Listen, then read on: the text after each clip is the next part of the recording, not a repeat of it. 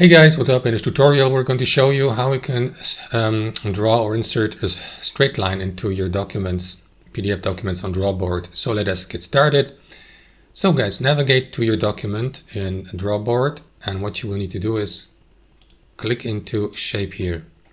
Now of course you can use the pen tool as well, right? And yeah, try to do this manually, but if it's not a perfectly straight line, you may use the shape tool here and use that line tool here using the shortcut L, or by clicking into it. You can also use one with an arrowed head.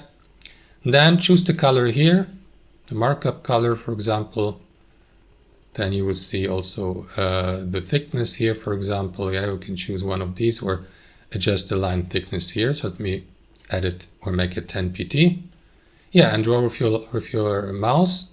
Set the start point with your left mouse, hold your left mouse, release your left mouse to set the endpoint. That's your line, and here at the bottom you can edit it, lock it, delete it, and so on and so forth. Edit its properties like the color, the opacity, thickness, and so on and so forth. Thanks for watching and have a wonderful day.